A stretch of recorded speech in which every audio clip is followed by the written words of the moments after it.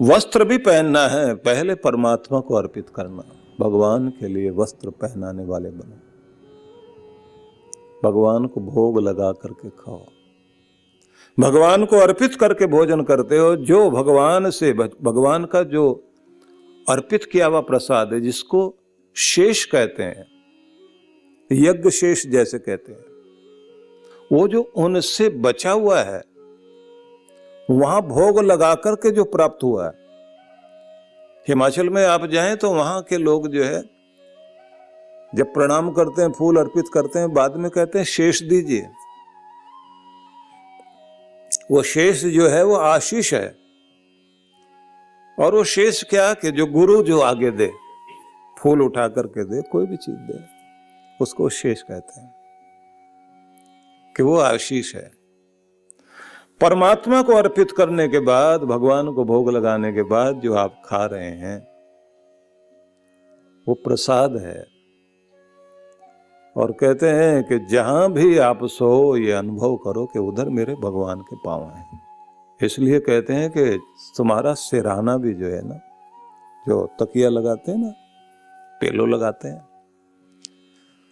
तो उसको ये मानना चाहिए ये चरण है प्रभु के, और मैं यहां सिर रख करके सोया हूं, तो ये मेरी दंडवत प्रणाम है उस प्यारे प्रभु, उसको प्रणाम कर रहा हूं। और फिर मेरी अपनी मर्जी क्या? महान पुरुषों ने जीवन के अंतिम भाग में कहा कि मेरी इच्छा नहीं प्रभु, तेरी इच्छा पूर्ण हो, जो तू चाहे। पूरे जीवन में ईश्वर इच्छा को, भगवत इच्छा को अपनी इच्छा बनाए, जिधर ले जाए, जिधर बैठाए, जो कराए, जिस तरह से रखे।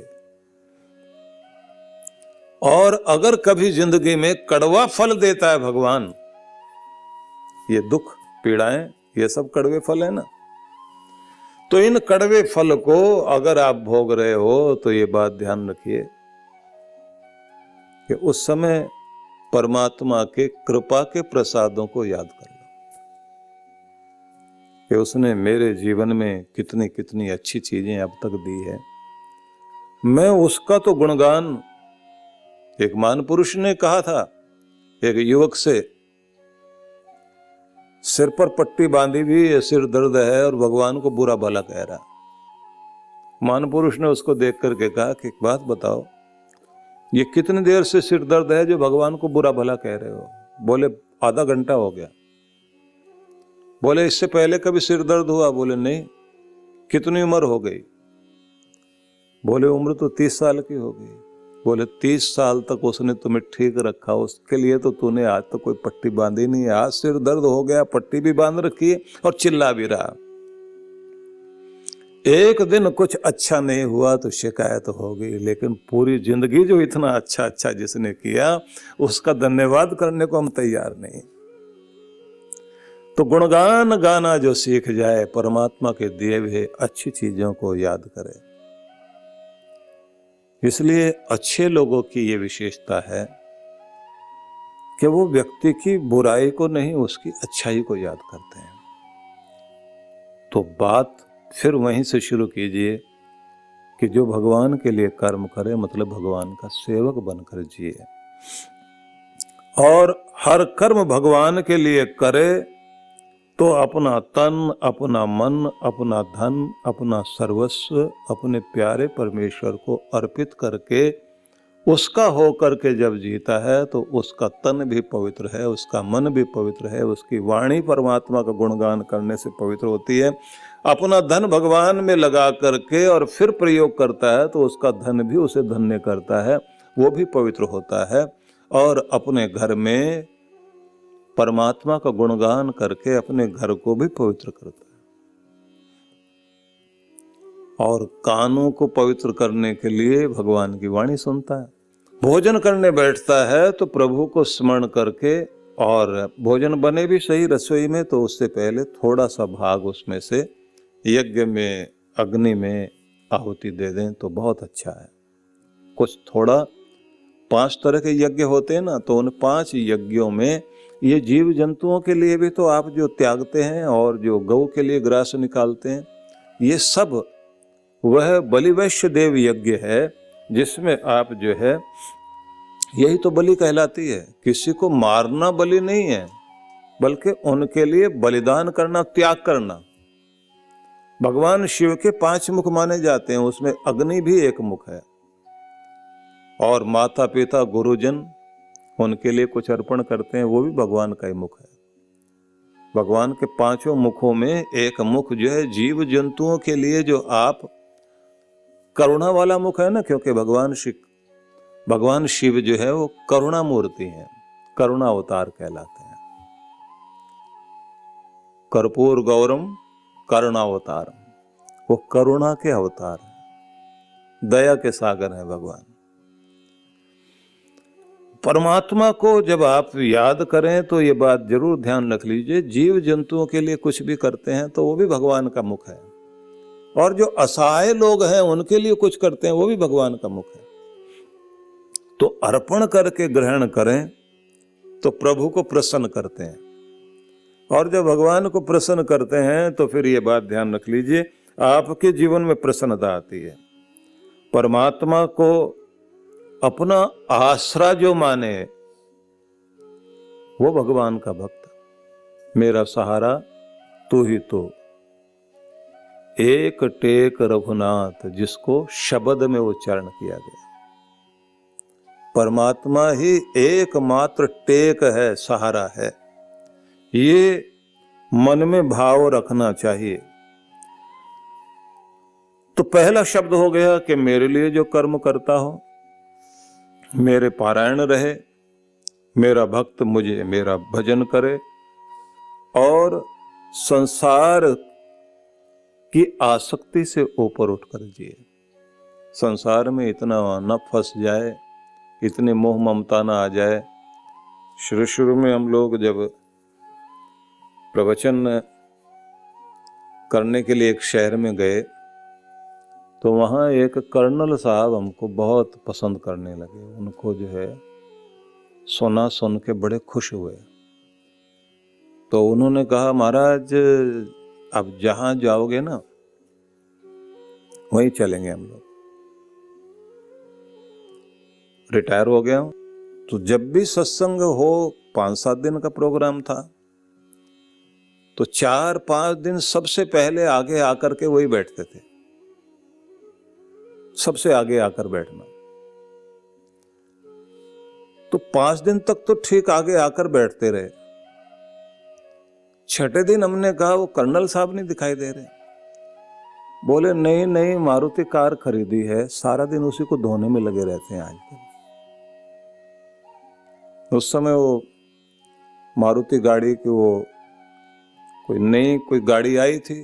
पहले वो छोटी गाड़ी होती थी, फिर 1000 आई, उसके बाद एक और आई गाड़ी थी। तो कुछ नया मॉडल भारत में उस समय जो है, पहले तो ये एम्बेसडर और ये फिएट ये सब चलती थी।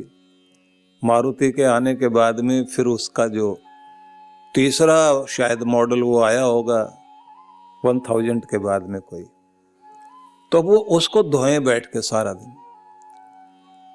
2 दिन हो गए। दूसरे दिन जब हमने, क्योंकि 5 दिन हो गए थे, आखिरी दिन सत्संग समाप्त होने वाला था, सोचना भिजवाई, तो बोले आजकल तो वो सारा दिन जो है गाड़ी में लगे रहते हैं, लेकिन बोला था उन्होंने कि वो आएंगे, सत्संग में आके बैठे बाद में।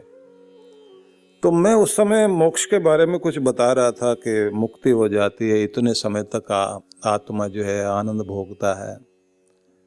तो वो सज्जन खड़े हुए, उन्होंने कहा, एक बात बताओ, ये जो मोक्ष होता है, मुक्ति होती है, इसमें गाड़ी वाड़ी भी होती है क्या?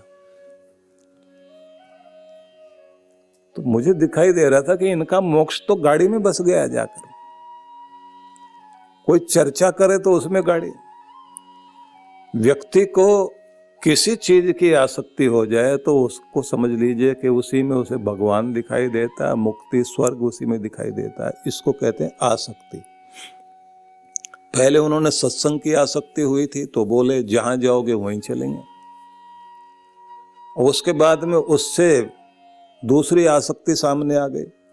तो जिस आदमी की आसक्ति दुनिया में बस जाती है, वो पदार्थों में लगती रहती है। और कमाल की बात है, एक जगह से हट जाएगी, दूसरी में फंस जाएगी।